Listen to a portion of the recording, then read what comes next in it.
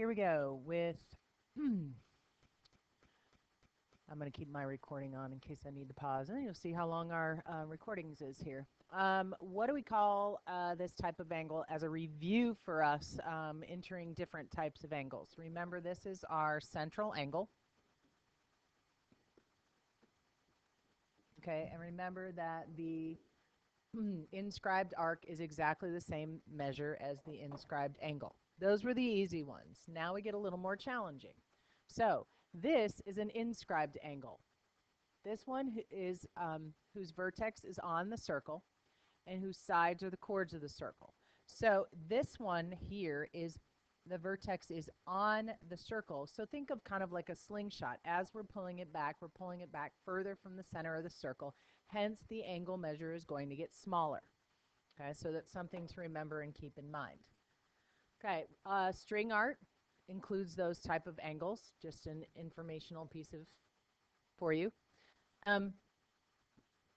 What you want to know about that is what happens with your intercepted arc. I'm going to put that down there because I don't want it. These are the endpoints of your angle, and here is your intercepted arc.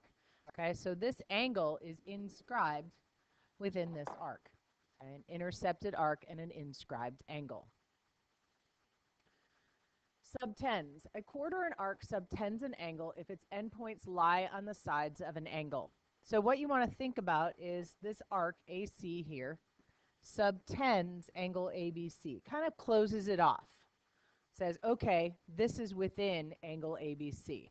The same thing applies for chord AC. It subtends angle ABC. So it's kind of like an enclosure saying, okay, this is what closes off angle ABC. AC, arc AC, and chord AC. Okay, inscribed angle theorem has 3 cases. All the cases yield the same answer. Okay, the measure of an inscribed angle is half the measure of its intercepted arc. So in our first case, we see that one of our chords is actually a diameter.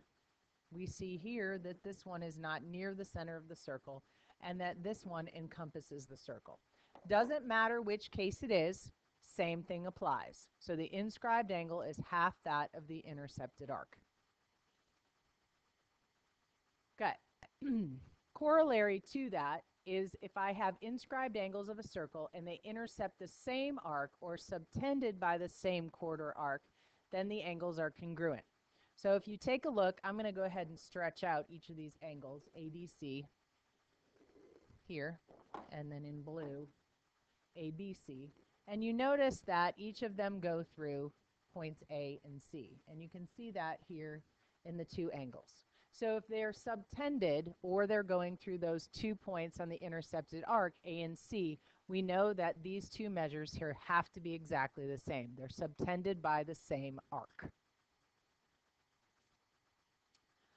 The next one is really great. If I have a semicircle, I know that the angle inscribed within that semicircle is right. It's 90 degrees. Okay, so whenever you see a semicircle, something with a chord drawn through the center of the circle, you know that the angle subtended by that is 90 degrees. Okay, last one before we do some problems. Quadrilateral. If a quadrilateral is inscribed in a circle, its opposite angles are supplementary. So D and B are supplementary, A and C are supplementary. Okay, same thing. Remember, they're supplementary, not congruent. Okay, and they're the opposite ones, not the adjacent. All right, so let's put some of these to the test. First one is we want to find the measure of angle PRU. Okay, so PRU is an inscribed angle, and we notice that the arc there that subtends it is PU. So the measure of angle PRU, okay, is going to be 1/2 the measure of the 1/2 the measure of the intercepted arc. Okay, so the measure of angle PRU will be 59 degrees. Okay, the next one we want to find the measure of arc ADC. ADC comes all the way around here, A through D up to C. Okay, so I'm going to draw in that angle so that you can see that that angle that meets it is 135. So the measure of the arc is twice that of the angle, since the angle is half that of the arc. Okay, so the measure of arc ADC is 270 degrees. Okay, I'm going to save this one for last, only because it's the most fun. Okay, the next one here is find the value for A. Look, W to Y goes through the center X. It's a semicircle. If it's a semicircle, that means that the angle we're given equals 90 degrees. From there, just solve. So 5A equals 70. Divide both sides by 5. So 70 divided by 5 will give you 14.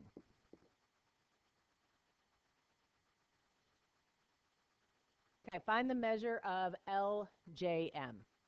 Okay, so LJM is this angle right here.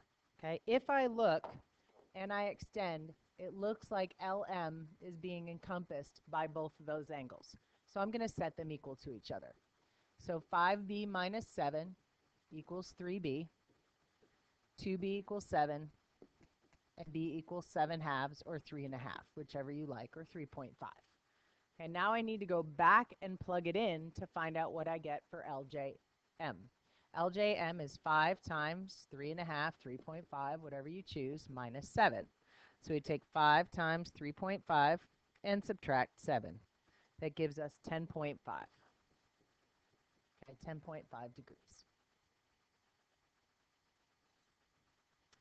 Okay, this one is our quadrilateral. Remember, opposite angles in a quadrilateral are supplementary. So that means that angle G and angle J have to add up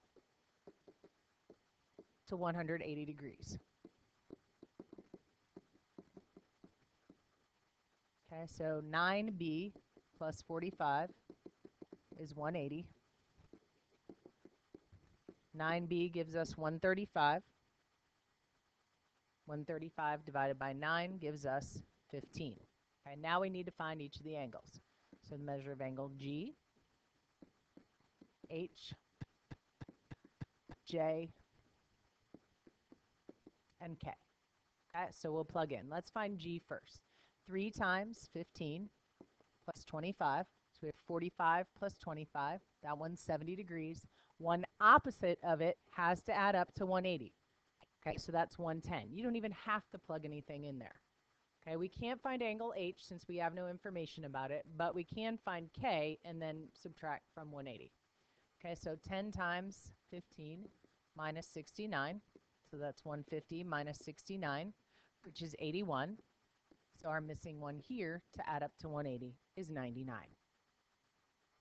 Okay, so let's head back to that problem that I skipped.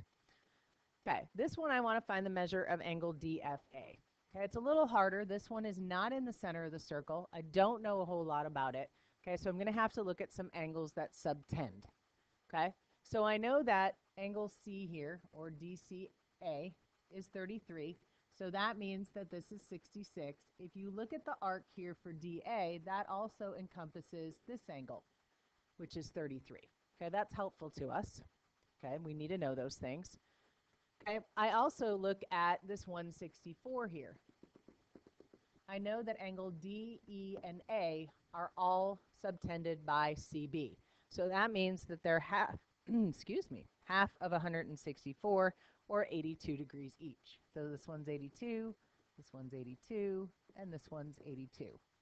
Okay, so if this gives me 82 here, and this one is 33, then this angle right there that I've labeled X has to be 180 minus the sum of 33 plus 82. Okay, so we have 33 plus 82, and we're going to subtract that from 180. Okay, so that gives us 65. Okay, so if this one here is 65, and then this one here has to be 115 to give us 180. They're supplementary.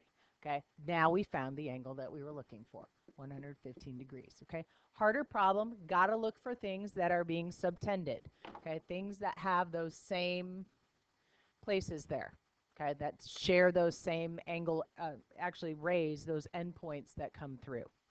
Okay, so keep that in mind as you're going, working through the problems.